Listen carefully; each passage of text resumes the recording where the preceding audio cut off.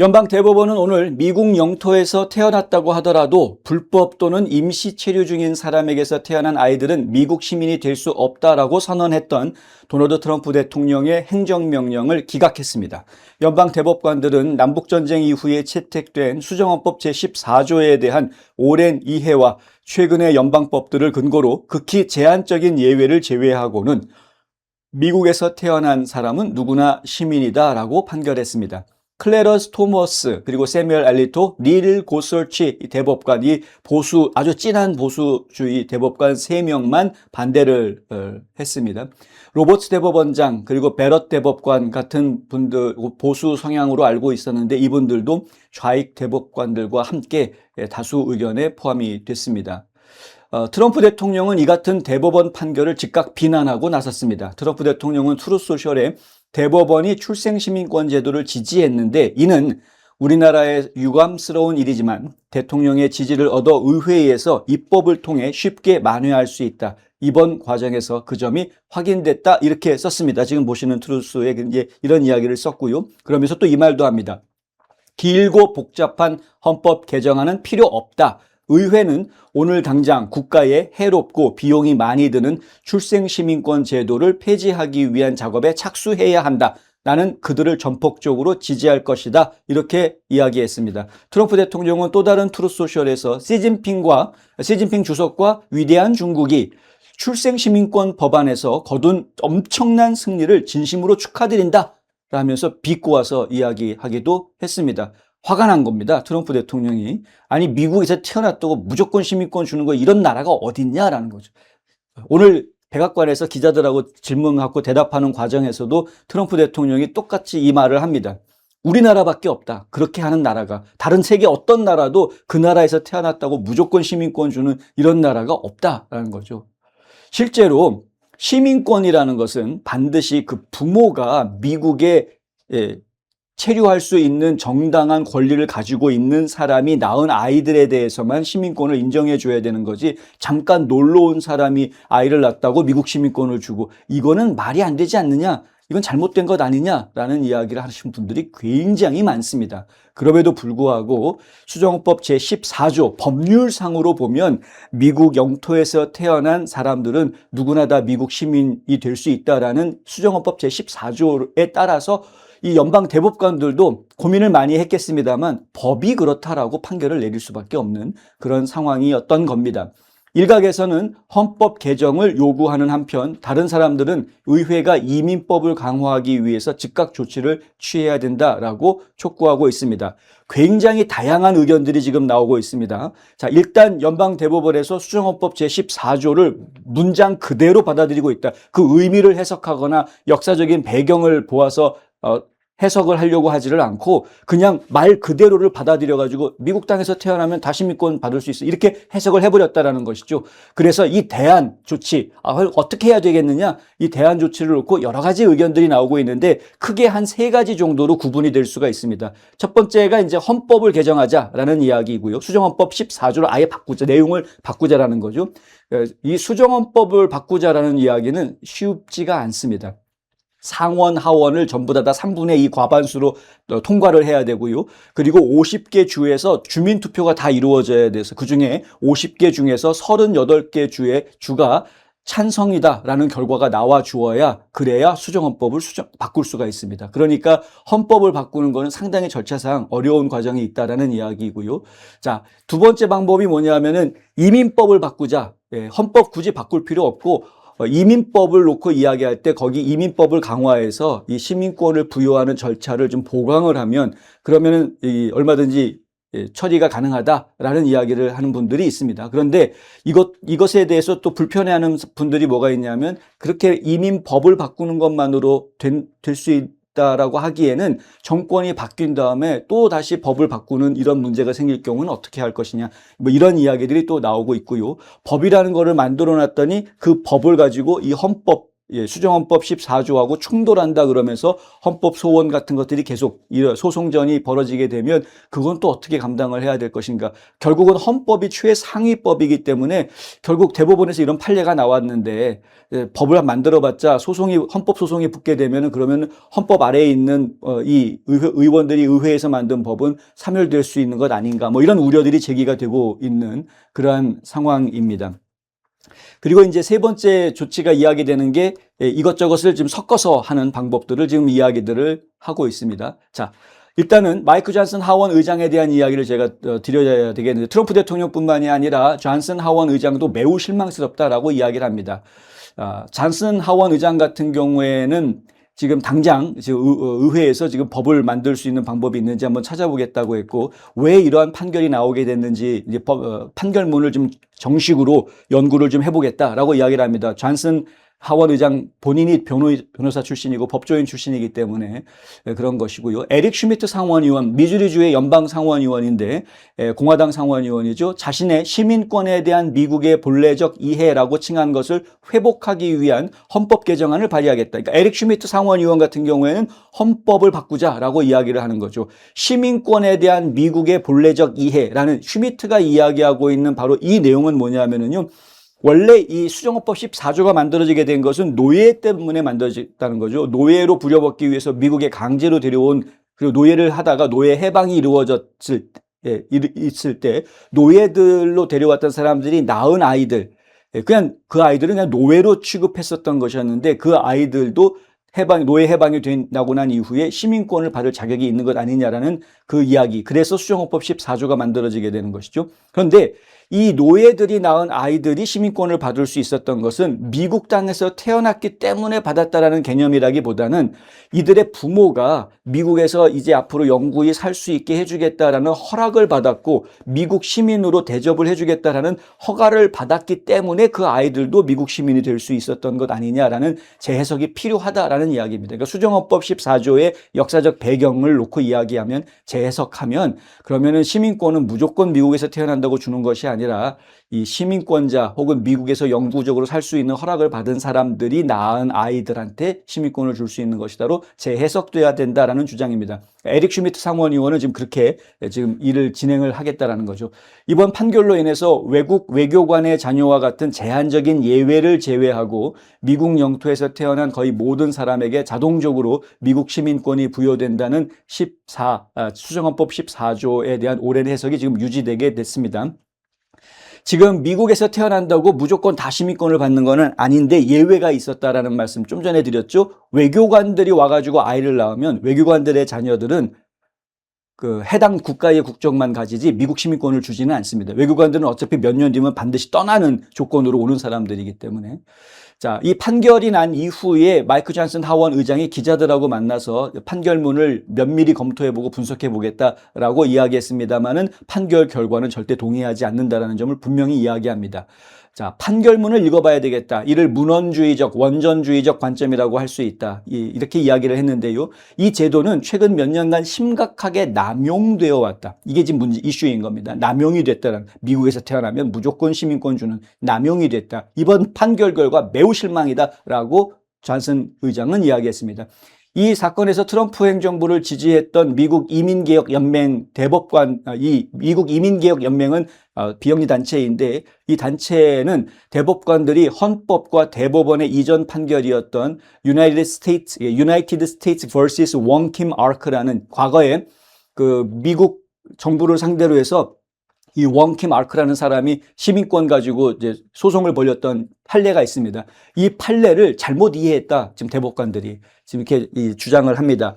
이 미국 이민개혁 연맹이라는 단체가 영어 약자로 FAIR라는 단체인데요. 이 FAIR는 미국에 합법적으로 체류할 권한이 있는 부모만이 이곳에서 태어난 자녀에게 시민권을 물려줄 수 있어야 한다. 이렇게 주장을 합니다. 사실 그게 상식적이고 합당한 것 아닙니까? 대법원은 헌법을 잘못 해석했고 그 실수로 인해 불법 체류자의 자녀에 대한 출생지 시민권 제도는 우리 이민법을 제대로 집행하지 못한 데 따른 부정적 결과가 계속 기하급수적으로 커지게 될 것이다. 페어에 있는 데일 윌콕스라는 사무총장 겸 법률 고문이 성명에서 이렇게 이야기합니다. 무조건 와가지고 애만 낳으면 시민권을 준다 그러면 불체자들도 들어와서 애를 낳고 시민권을 받게 될 것이고 그 시민권을 받은 아이가 성인이 되면 자기 친족들을 가족 초청 형식으로 또 이민을 오게 하면서 불체자였던 사람들이 영주권자로 이제 구제를 받게 되기도 하고 해외에 있는 자기 가족들이 미국으로 또 영주권을 받으면서 오게 하고 뭐 이런 식으로 이제 그래서 결국은 미국 사회가 어떤 역사적 배경을 가고 있는지 전혀 이해도 못하고 미국 사회에 전혀 융화되지도 않는 이러한 외국인들이 계속 미국 땅에 흘러들어오게 되고 그들만의 타운들을 자꾸 만들게 되고 말도 안 통하고 대화도 안 되고 생각도 다르고 뭐 이런 사회들이 자꾸 미국 땅에서 여기저기 생기게 되는 문제가 발생하게 되는데 그나마 건강하게 잘 살면 괜찮은데 소말리아인들처럼 그냥 사기쳐가지고 정부 돈이나 계속 뜯어먹기나 하고 사기쳐서 돈 또 자기네 나라 보내는데 그 돈이 또 테러 단체까지 흘러가기도 하고 이런 일들까지 벌어지고 있으니까 심각하다라고 이야기하는 거죠. 중국인 부자 하나는 자기 정자만 보냈다는 거 아닙니까? 대리모 모집해가지고 그 대리모를 모집해가지고 그냥 그 아이들 그 여성들이 자기 애를 대신 낳게 그렇게 해서 그 아이들이 태어나서 미국 시민권을 받게 하고 그리고 난 다음에 그 아이들을 다시 중국으로 다 데리고 가가지고 중국에서 키워가지고 대학 갈 나이가 되면 그 아이들 다시 미국으로 보내가지고 시민권자니까 미국으로 보내서 미국에서 대학 교육받고 미국에 있는 굴지의 기업들에 들어가게 만들고 결국은 성장하는 과정 중에 중국에서 자란 아이들이고 공산사상에 아주 깊이 들어가 있는 이 아이 엘리트 교육을 받았겠지만 중국에서도 그 아이들이 결국에는 중국에 충성하는 상황들이 벌어지면서 스파이 사건들이 자꾸 발생하게 되는 이런 이제 이슈들. 이건 안보와 관련된 문제로까지 연결된다. 이런 지적들이 지금 다 나온 상황 아닙니까? 슈미트 의원은 이번 판결이 잘못됐고 위험하고 미국의 주권과 미국 국민에게 재앙적인 결과다라고 평가했습니다. 자, 슈미트 의원은 대법원이 불법 체류자 및 일시 체류 외국인의 자녀에게 무제한적인 출생지 시민권을 부여하는 것을 합헌으로 인정한 결정은 잘못된 것이고 우리의 주권과 공화국의 미래에 재앙적인 결과다. 일반 입법으로는 이 피해를 극복할 수가 없다. 의회에서 법을 만드는 거 가지고는 안 된다는 거죠. 그래서 궁극적으로 헌법을 바꿔야 된다는 겁니다. 나는 미국 시민과 정부 사이의 신성한 유대를 회복하기 위한 헌법 개정안을 조만간 발표하겠다. 이렇게 이야기했습니다. 어떤 헌법 개정안이 나올지 저희가 기다려봐야 되겠습니다.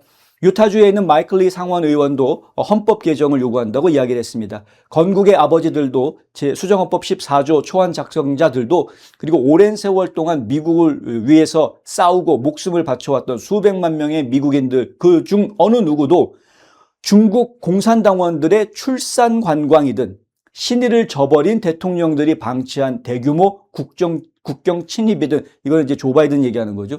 막 불법으로 입국하는 걸 내버려 두었던 이런 시민권을 이토록 쉽게 구매할 수 있는 국가를 만들려고 했겠느냐라는 겁니다. 마이클 리 상원의원은 이것이 바로 대법원이 오늘 지지한 값싸고 부정하게 얻은 시민권이다라고 비판합니다. 헌법 개정을 위한 긴 싸움이 지금부터 시작된다라고도 얘기했습니다. 자, 헌법을 바꾸자라는 이야기. 여러 하원 공화당 의원들도 이러한 우려에 동조하고 있습니다. 안나 파울리나 루나 플로리다 하원 의원이죠. 건국의 아버지들이 출생관광 산업을 예상하지 못했다. 그 당시엔 꿈도 못 꿨던 얘기 아닙니까? 예? 해외여행 자체가 뭐 쉽지가 않은 때였으니까 250년 전에 미국을 세우자 독립선언서를 만들었던 건국의 아버지들이 중국 놈들이 와가지고 출산관광하고 갈 줄 꿈에라도 생각을 했겠습니까? 지금 중국은 축제를 벌이고 있다. 이 루나 하원 의원이 하는 이야기입니다. 역시 플로리다주의 캣 캔맥 하원 의원은요. 미국 국민은 비행기표 하나만 있으면 누구나 악용할 수 없는 시민권 제도를 누릴 자격이 있다. 미국에 살고 있는 우리 진짜 미국 시민들이 누려야 되는 시민권 제도는 그런 게 아니다. 의회는 행동에 나서야 하며 내가 그 투쟁을 이끌겠다라고 이야기했습니다. 랜디 파인이라고 또 역시 플로리다주의 공화당 하원 의원인데요. 연방 대법원은 미국 국민들에게 등을 돌렸다. 로버츠 대법원장, 베럿 대법관은 외국 침입자들의 자녀를 위한 출생 시민권을 보호하기 위해 좌파 편에 섰다. 아주 쏘아붙였습니다. 이것이 바로 우리나라가 내부에서 정복당하는 방식이다. 이곳은 우리의 땅이다. 그들의 땅이 아니다. 자, 인디애나주의 짐 뱅크스라는 상원의원인데요. 짐 뱅크스 상원의원은 국경이 없는 나라는 나라가 아니다라고 이야기합니다. 의회가 세이브 아메리카 액트를 통과시키고 국경 보안을 강화하고 H-1B 사기라고 칭했던 그랬던 걸 종식시켜야 된다. 기업들이 취업비자를 외국인들한테 발급을 해주면서 그 일자리가 미국 사람들이 원래는 그 일자리를 차지해야 될 걸 빼앗긴다. 이런 이야기들이 이제 일반적으로 많이 퍼져 있는 이야기인데 그 정도가 아니다라는 거죠. 그것뿐만이 아니라 취업비자를 발행을 해주면서 회사가 취업비자 받는 사람한테 오히려 돈을 받는 이러한 착취 문제도 발생을 하고 있었고, 역이용하는 걸 장사로 역이용했던 H-1B라는 비자를 사기 쳐먹는 그런 종류들이 발생을 하고 있었고, 사실 이민 사회에서는 흔하게 볼 수 있는 일들 중에 하나입니다. 열심히 그 회사 가서 일하고 있는데 월급이 나오는 것 같기는 한데, 근데 실제로는 사실은 뭐 수수료니 뭐 세금이니 뭐 본인이 다 회사가 내야 될 걸 본인이 다 부담하면서 영주권 받을 때까지 그냥 꾹 참고 이렇게 일하고 있는 그런 모습들을 보이는 데들이 꽤 있고요. 그리고 실제로 인건비를 굉장히 낮추고 하는 그런 부분들도 있고, 뭐 이것 외에도 뭐 여러 가지 일들이 벌어집니다. 키스 셀프라고요, 텍사스에 있는 하원 의원 같은 경우에는 이번 판결을 모든 진정한 미국 시민과 우리의 국가 주권 그리고 우리나라의 미래에 있어서 재앙적인 판결이다라고 이야기했고, 대법원은 우리를 실망시켰다, 의회가 행동해야 된다 이렇게 얘기했습니다. 텍사스주의 칩 로이 하원 의원도 법원이 미국 국민과 헌법, 법치주의를 저버렸다라고 이야기하면서 헌법 개정이 필요하다라는 주장은 잘못됐다라고 또 이야기합니다. 이 사람은. 그러니까 칩 로이 의원 같은 경우에는 수정헌법 제14조의 그 관할권에 속하는 자라는 문구를 명확히 정의해주고 해당 조항의 적용 대상이 아니다라고 그가 지목한 사람들에게 법적 지위나 서류를 제공하는 정부에 대한 연방자금 지원을 제한해야 된다. 이건 또 다른 이제 제3의 방식인 건데요. 헌법을 고치자라는 방식이 아니라 이제 의회에서 법을 만들거나 아니면 정부 차원에서 시행세칙 같은 것들을 만들어서 어떤 자격이 없는 사람들이 시민권이 있다랍시고 함부로 연방 정부의 지원을 받지 못하게끔 제한하는 규칙들을 강화해야 된다, 이런 이야기를 또 하고 있습니다. 마이크 롤러라는 하원 의원 같은 경우에는 공화당원임에도 불구하고 지금 남다른 관점을 제시를 해서 좀 다르게 보이는데, 이 사람은 이번 판결이 미국에서 태어난 사람은 누구나 사실상 우리나라의 시민임을 확인시켜준다라고 하면서 논리가 탄탄하고 신중하게 고려된 판결이다. 대법관들이 내린 판결 옹호하는 그런 발언을 내놓습니다. 공화당원이라고 해서 무조건 다 반대하는 모습은 아니더라는 거죠. 조금 드물긴 합니다만 이런 사람도 있었다. 롤러 의원 같은 경우에 뉴욕주의 의원이다 보니까 민주당 영향을 많이 받고 있는 것 같긴 한데, 어쨌든 롤러 의원은 출생 시민권을 변경하려는 어떠한 시도도 헌법 개정과 압도적 다수의 미국인들이 그 결정을 내려야만 가능한 것인데, 의회는 행정부의 일방적 결정이나 사법부의 적극적 개입이 아닌 입법 절차를 통해서 출생 관광 문제를 해결해야 된다, 이렇게 이야기합니다. 그러니까 출생 시민권이라는 것은 헌법이 규정하고 있는 권리이기 때문에 의회가 그것을 갖다 건드리려고 할 것이 아니라, 지금 문제가 되고 있는 이른바 출생 관광 혹은 이제 원정 출산, 이런 것들에 대해서 해결할 수 있는 다른 입법, 법으로 그것을 막는, 그러니까 지금 일종의 법을 악용해가지고 편법으로 이용하려고 하는 그 부분을 막는 그러한 조치들을 취하면 되는 것이지 헌법 자체를 뜯어고치려고 해서는 안 된다, 이런 주장을 또 하고 있는 겁니다. 이게 지금 크게 세 가지로 나뉘게 됩니다. 그래서 헌법을 바꾸자, 입법을 통해서 바꾸자, 어떤 또 다른 방법은 지금 불법적인 요소로 비춰지는 부분들을 못하게끔 제한할 수 있는 입법 활동이 필요하다. 이제 이렇게 세 가지로 지금 나뉘어서 얘기가 되고 있는데, 그 어떤 내용이 됐던 간에 이게 쉽게 될 수 있는 내용은 하나도 없습니다. 그리고 지금 현재 의회가 119차 의회에 있는 것이고요. 올해 말까지밖에는 회기가 가동을 안 합니다. 6개월도 남지 않았습니다. 따지고 보면 중간에 뭐 추수감사 연휴도 쉬어야 되고 크리스마스 연휴도 쉬어야 되고 하기 때문에, 그리고 11월 달에 중간 선거가 있어서 사실은 실질적으로는 선거운동하기도 바쁜, 그래서 이 출산 시민권 문제를 가지고 지금 입법 활동을 하기에는 적절하게끔 시간이 충분히 남아있는 그런 상황은 아닙니다. 다만 목소리를 낼 수는 있죠. 이번 회기는 시간이 모자라서 못했지만 나를 뽑아주면 다음 회기 때는 우리가 이걸 싸우겠다라고 시민권자들을 향해서 일종의 공약사항으로 끌고 나올 수 있는 그런 요소는 충분히 보입니다. 그래서 아마 이번 11월 달 중간선거 때 이 공화당 후보들 같은 경우에는 어떻게 해서든 우리가 시민권자인 사람들의 자녀들만 혹은 영주권자나 시민권자의 자녀들만 시민권을 받을 수 있게 하고 불법 체류자나 단기 거주자들은 자녀들 미국에서 났다고 시민권 주지 않는 것으로 그렇게 하는 법안을 만들겠다 혹은 헌법을 수정하겠다 이런 것들을 주장을 하는 그런 후보들이 상당히 많이 나올 것으로 예상이 됩니다.